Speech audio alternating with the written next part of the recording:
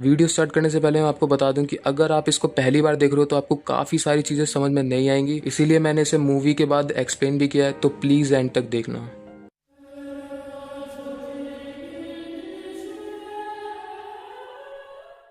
Movie के start में हमें एक मीमा नाम की लड़की दिखती है जो कि अपने शो से पहले बहुत ज्यादा नर्वस होती है। अगले सीन में वो as a pop star stage पर परफॉर्मेंस देती है। यहाँ भीड़ देखकर ये साफ था कि मीमा बहुत ज्यादा फेमस थी। अगले सीन में हम दो कैरेक्टर्स से मिलते हैं, जिनमें से एक रूमी जो कि मीमा की क्लोज फ्रेंड और काइंड ऑफ मैनेजर है, और दूसरा मिस्टर टाडोकोरो जो कि मीमा का एजेंट है। यहाँ ये दोनों मीमा के एक्ट्रेस बनने के सपने को लेकर बात कर रहे होते हैं। यहाँ अगले सीन में मैनिया नाम का आदमी मीमा के परफॉर्मेंस को देखता हुआ नजर आता है कि तभी कोई स्टेज पर एक कैन फेंकता है, जिसे देखकर मैनिया उसे मारने के लिए जाता है, पर वहाँ वो लोग गैंग में होते हैं और आसानी से उसे पीट देते हैं। इस सब में काफी ज्यादा शोर भी हो रहा था, तो ऑडियंस उस गैंग पर कैन फेंक कर उन्हें भगाने की कोशिश करती है। मीमा इस सब को रोककर अनाउंस करती है कि वो चैम पॉप ग्रुप को छोड़ रही है एक्ट्रेस बनने के लिए, जिसे सुन ऑडियंस में सब सैड हो जाते हैं। अगले सीन में मीमा शो खत्म करके अपनी गाड़ी से अपने घर जाते हुए दिखती है, जहाँ पर उसके फैंस उसे कुछ लेटर्स देते हैं। मीमा अपने घर पहुंचती है और अपने ओल्ड पॉप स्टार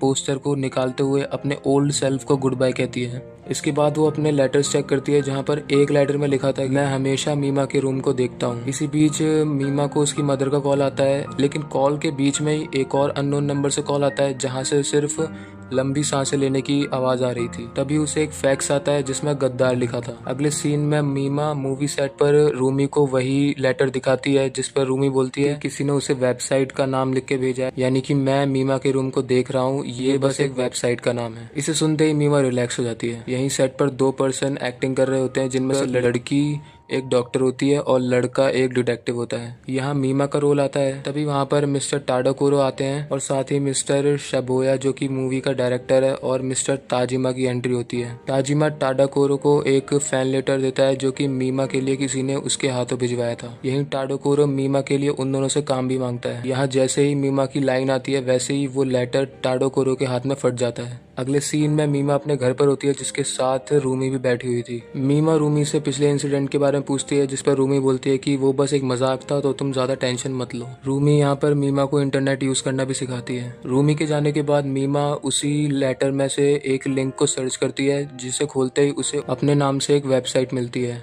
जहाँ उसकी छोटी सी छोटी डिटेल, आज मैंने ट्रेन से पहले अपना लेफ्ट फुट आगे निकाला, पर मैं हमेशा अपना राइट फुट ही आगे रखती हूँ, चाहे वो ट्रेन हो या बाथरूम। घर से आते वक्त मैं अपने रेगुलर ग्रोसरी स्टोर में गई, जहाँ मैंने काओ ब्रांड का मिल्क लिया, और इस वेबसाइट पर मीमा जो अपनी फिश को खाना खिलाती है, उस ब्रांड तक का नेम मेंशन था। इतना ही नहीं, यहाँ पर मीमा का डायलॉग भी मेंशन था उसी की आवाज में, जो कि मीमा ने अभी तक खाली रिहर्स ही किया था, जो कि अभी तक शूट भी नहीं हुआ था।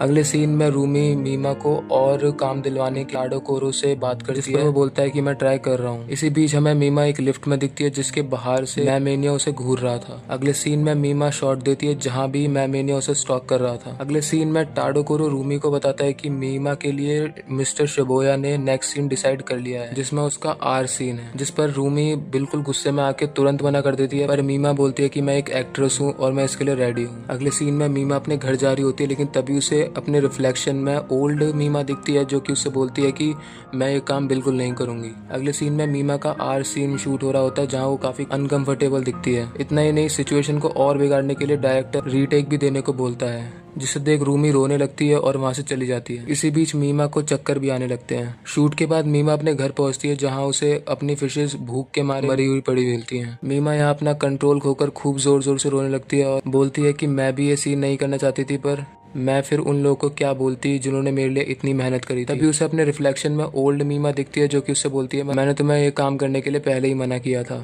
अगले सीन में कोई मैनिया को मीमा बन के मेल करता है कि मैं भी ये सीन नहीं करना चाहती थी, मुझे बस प्रोड्यूसर ने फोर्स किया था, और मुझे तो अपने फैंस के आगे बस सिंगिंग करना अच्छा लगता है। अगले सीन में मीमा इंटरव्यू देते हुए बोलती है कि मैं चाहती हूँ कि लोग मुझे एज एन एक्ट्रेस पहचाने, ना कि as an ex pop star. यहीं अगले सीन में मीमा फिर से इंटरनेट पर उसी वेबसाइट पर जाती है, जहाँ किसी ने मीमा बनकर लोगों को रिप्लाई कर रखा था कि आज मैं बहुत परेशान थी, पर आप लोग के ईमेल की वजह से मुझे काफी रिलीफ मिला। यहाँ ये भी लिखा था कि मुझे ये सब करने के लिए फोर्स किया गया था और ये सब कुछ राइटर की गलती है। मीना शॉक होकर बोलती है कि मैंने तो ये सब नहीं लिखा, और तभी उसे ओल्ड मीमा फिर से दिखती है, जो कि उससे बोलती है कि ये सब कुछ रियल मीमा ने लिखा है। वो बोलती है कि अब तुम कभी पॉप आइडल नहीं बन पाओगी और अब तुम्हारी जगह मैं ले लूंगी। इसी के साथ वो यहाँ से चली जाती है। अगले सीन में शबोया अपनी गाड़ी पार्क कर रहा होता है जहाँ उसे ब्लड दिखता है और लिफ्ट से मीमा का ओल्ड पॉप सॉन्ग सुनाई देने लगता है, जिसके खुलते ही वहाँ एक रेडियो दिखता है। ये लिफ्ट 5वें फ्लोर पर जाकर रुकती है, जिसके खुलते ही शबोया की लाश पड़ी हुई मिलती है, जहां उसकी दोनों आंखें भी किसी ने फोड़ दी। यहीं गाड़ी से जाते वक्त मीमा को ओल्ड मीमा दूसरी गाड़ी में बैठी हुई दिखती है। अगले सीन में मीमा का फोटोशॉप हो रहा था जहां पर कैमरामैन उसके अडल्ट फोटोज ले रहा था। यहीं अगले सीन में मीमा को ओल्ड मीमा फेस टू फेस दिखती है, जो कि बोलती है कि मैं पॉप आइडल हूँ। वो वहां से जाती है और शॉकिंगली हम उसे स्टेज पर परफॉर्म करते हुए भी देखते हैं, जहां मैमेनिया और काफी सारी ऑडियंस खुश हो जाती है। अब मीमा इस सब से बहुत ज्यादा परेशान हो चुकी थी। अगले सीन में लोग अडल्ट मैगजीन्स देख रहे थे, पर तभी मैमेनिया आकर उस स्टोर की सारी मीमा की मैगजीन्स खरीद कर घर ले जाता है, जहां मैमेनिया को मीमा की वेबसाइट से थैंक यू लिखा हुआ आता है। इसका रिप्लाई देते हुए मैमेनिया बोलता है कि मुझे पता है एक्ट्रेस मीमा नकली है, और इसका रिप्लाई आता है कि मुझे तुम पर ट्रस्ट है मैमेनिया, मैं तुम्हारे साथ ही रहूंगी, पर नकली मीमा मेरे रास्ते में आ रही है। इसके रिप्लाई में मैमेनिया बोलता है मैं उसे रास्ते से हटा दूंगा। अगले सीन में मीमा का शूट चल रहा था, जहां पर डॉक्टर बोलती है कि चिंता मत करो, इल्यूजन्स रियल लाइफ में नहीं आते। तभी मीमा को मैमेनिया खड़ा दिखता है, जो कि तुरंत वहां से गायब हो जाता है। मीमा नेक्स्ट सीन में अपनी पुरानी पॉपस्टार टीम से मिलती है, जहां उसे ओल्ड मीमा भी दिखाई देती है। मीमा उसका पीछा करने लगती है और चेजिंग के वक्त ओल्ड मीमा यही बोल रही थी कि वही रियल है। तभी वहाँ मैमेनिया मीमा पर ट्रक से अटैक कर देता है। तभी मीमा की नींद टूट जाती है और रूमी उसे विजिट करने आती है, जो उससे बोलती है कि मैंने वो वेबसाइट विजिट करी थी जहाँ मीमा के लिए उसके फैंस के कमेंट बहुत ज्यादा हार्श थे। मीमा बोलती है कि मेरी दूसरी पर्सनैलिटी मुझसे ज्यादा रियल है और क्या होगा अगर वो खुद से एक्ट करने लगे। तभी उसके पीछे कोई हाथ रखकर बोलता है कि चिंता मत करो, इल्यूजन्स रियल नहीं होते। यहाँ ये डॉक्टर थी और हम अपने आप को शूट पर पाते हैं। यहाँ फिर से मीमा की नींद टूटती है और वो अपने कमरे में दिखती है। रूमी फिर से उसे विजिट करती है, जहाँ मीमा उससे बोलती है क्या ये सब कुछ रियल है। वो अपने हाथ से कप तोड़कर बोलती है क्या ये ब्लड रियल है। अगले सीन में कैमरामैन के घर पिज्जा डिलीवर होता है और पिज्जा डिलीवरी बॉय उसकी आंख फोड़ देता है और धीरे धीरे करके उसे मार देता है। तभी हमें उसका चेहरा दिखता है, जो कि मीमा थी। यहाँ मीमा की आंखें फिर से खुलती है, जहाँ वो अपने कमरे में ही थी, पर एक्चुअल में कैमरामैन का मर्डर हो चुका था। यहाँ वो अपनी अलमारी खोलती है, जहाँ उसे वही खून से सने हुए कपड़े मिलते हैं जो कि मर्डर उसने पहने थे। यहाँ अगले सीन में मीमा रूमी के साथ सेट पर बैठी हुई दिखती है, जहाँ वो रूमी से पूछती है कि क्या मैं जिंदा हूँ। मीमा एक्टिंग करना स्टार्ट करती है, पर उसे दूसरे एक्टर में वही कैमरामैन दिखता है और वो बेहोश हो जाती है। वो फिर से बेड पर उठती है, पर वहीं उसे डॉक्टर भी मिलती है और यहाँ पर हम फिर से सेट पर वापस आ चुके थे।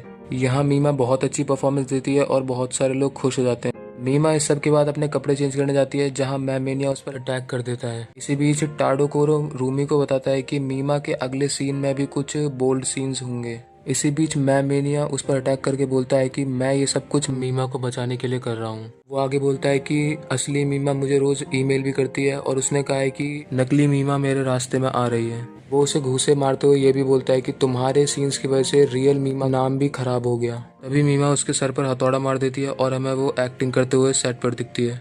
रूमी मीमा को गाड़ी में बिठाकर उसे घर ड्राइव करते हुए दिखती है। मीमा टाडोकोरो को कॉल लगाती है, पर वो भी मैमेनिया के साथ मरा पड़ा दिखता है। तभी मीमा नोटिस करती है कि उसकी फिशेज अब जिंदा हो चुकी हैं और उसने जो पोस्टर निकाला था वो भी किसी ने चिपका दिया है। तभी अचानक उसके सामने ओल्ड मीमा आती है, जो कि मिरर में रूमी रिफ्लेक्ट हो रही थी। वो उसके सामने उसी की तरह मीमा का ही गाने गाने लगती है। वो बताती है कि फैंस मेरी सारी बात मानते हैं, पर मैमेनिया इसमें फेल हो गया था। तभी मीमा की छाती में रूमी अपना एक शार्प वेपन घुसेड़ देती है, पर मीमा यहाँ से एस्केप कर लेती है।